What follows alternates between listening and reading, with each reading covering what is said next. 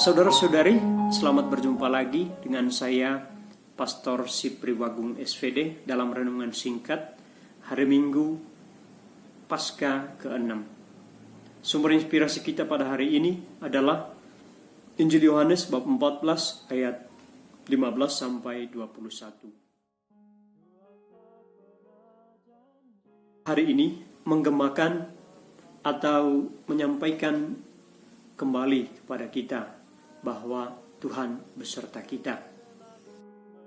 Aku akan minta kepada Bapa, dan Ia akan memberikan kepadamu seorang penolong yang lain, yaitu Roh kebenaran, supaya Ia menyertai kamu selama-lamanya. Injil Yohanes bab 14 ayat 16. Kehadiran Roh Kudus yang menyertai, yang membimbing dan menguatkan, terus kita alami sejak para rasul hingga saat ini dan sampai selama-lamanya.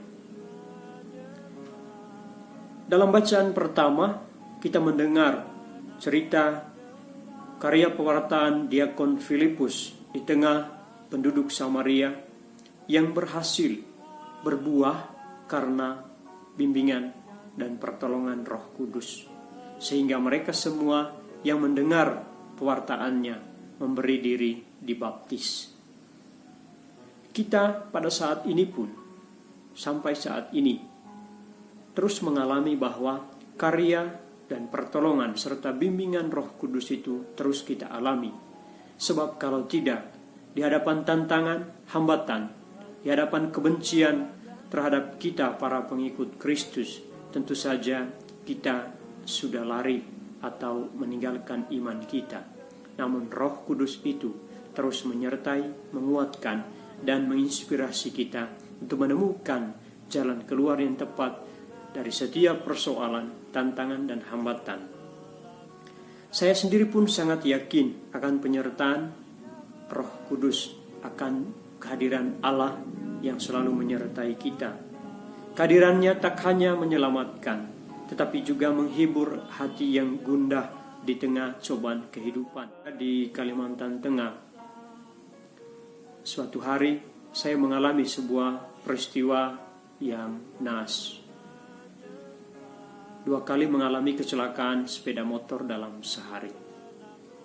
Setelah mengalami 2 kecelakaan beruntun itu, saya meneruskan perjalanan pulang ke rumah, ke tempat di mana saya tinggal. Karena hujan turun terus dan saya basah dan kedinginan, mau tidak mau saya harus berhenti di pinggir jalan, di warung kopi di pinggir jalan. Ketika kopi yang saya pesan dihidangkan, hal pertama yang saya buat adalah menghangatkan telapak tangan yang kedinginan. Melakukan hal itu, seorang anak kecil, cucu dari sang pemilik warung, mengintip saya dari jendela rumahnya. Ketika saya melihat ke arahnya, ia bersembunyi di balik jendela. Dan ketika saya fokus kembali ke gelas di hadapan saya, menghangatkan telapak tangan saya, anak itu kembali mengintip.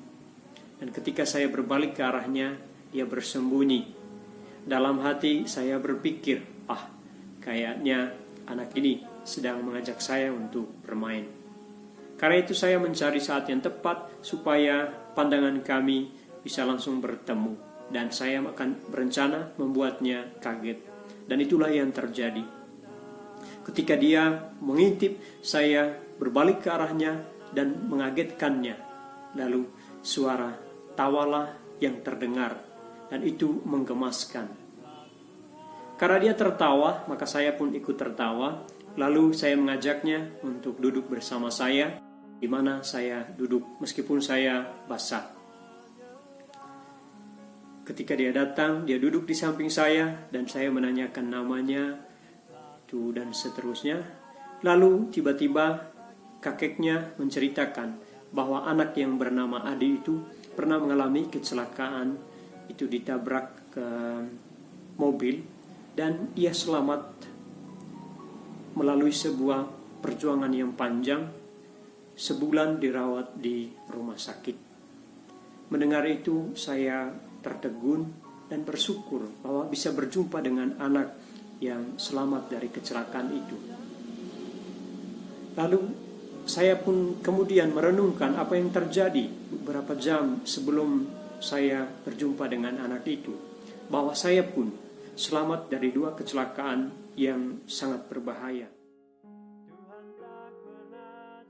Saudara-saudari terkasih, perjumpaan dengan anak yang bernama Adi dan sukacita yang lahir dari perjumpaan itu mengingatkan saya akan apa yang dikatakan oleh filsuf sekaligus sastrawan kawakan India bernama Rabindranath Tagore. Ia mengatakan begini, setiap anak datang dengan sebuah pesan bahwa Tuhan belum pernah membuat kita ciut. Apa yang dikatakan Tagore ini benar, bahwa melalui kehadiran seorang anak yang membawa sukacita, membawa kegembiraan, yang membuat saya lupa akan peristiwa beberapa jam sebelumnya, adalah tanda, adalah pesan bahwa Tuhan tidak pernah membuat saya ciut. Tuhan menghibur dan menguatkan. Karena itu saudara-saudari terkasih, perjumpaan dengan anak kecil bernama Adi itu menyisahkan 2 hal ini sebagai permenungan saya. Yang pertama, ziarah hidup ini menuju ke masa depan. Apa yang lalu sudah berlalu dan masa depan masih harus diperjuangkan. Sukacita dan penghiburan dari peristiwa perjumpaan menjadi modal baru untuk berjuang di masa yang akan datang. Perjumpaan dengan Tuhan yang selalu menemani kita hendaknya membawa optimisme dalam hidup. Ia tidak berjanji hidup akan selalu aman dan nyaman, namun ia berjanji akan menyertai kita sampai selama-lamanya. Hal yang kedua, saudara-saudari terkasih, Tuhan memakai banyak hal sebagai alatnya untuk mengatakan kepada kita bahwa kita tidak sendirian. Ia menghadirkan pribadi-pribadi lain untuk meyakinkan bahwa teruslah berjalan, hidup belum berakhir. Atau hanya sekadar mengatakan, jangan takut, jangan ciut, jangan patah semangat. Ia telah hadir melalui sahabat kecil bernama Adi di warung makan. Bocah itu adalah alat di tangan Tuhan untuk meyakinkan saya akan penyertaannya. Karena itu, kehadiran anak itu adalah sebuah pesan dari Tuhan untuk saya, untuk terus bersukacita, untuk terus maju, melangkah ke masa depan, sembari percaya bahwa Tuhan menjaga dan melindungi kita. Percayalah, Roh Kudus, Roh Penolong yang dijanjikan oleh Yesus selalu menyertai kita dalam suka dan duka, siang dan malam kehidupan kita. Kita hanya perlu percaya. Tuhan memberkati kita semua. Amin.